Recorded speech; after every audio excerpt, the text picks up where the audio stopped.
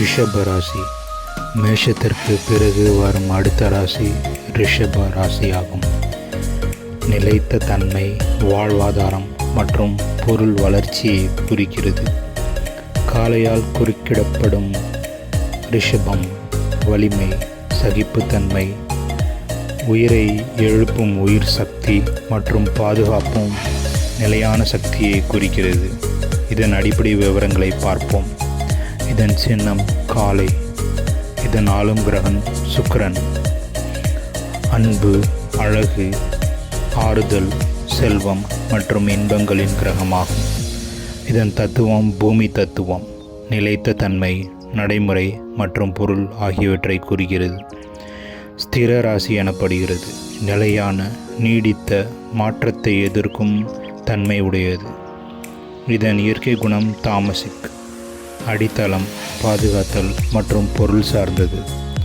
இது வணிகர் வர்க்கமாகிய வைசியர்களை, வைசிய ஜாதியை குறிக்கும் இடமாகும்.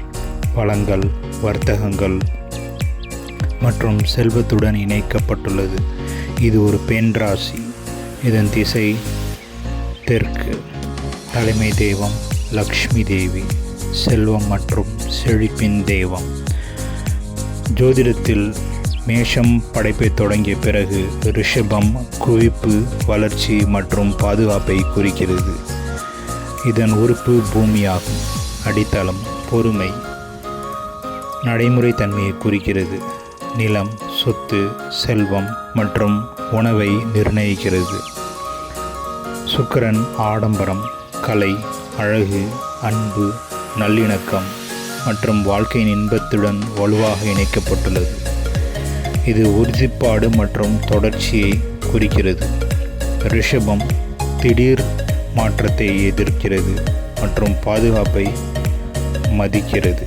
காளையின் வலிமை, கருவுறுதல், பொறுமை எல்லாவற்றையும் குறிக்கிறது.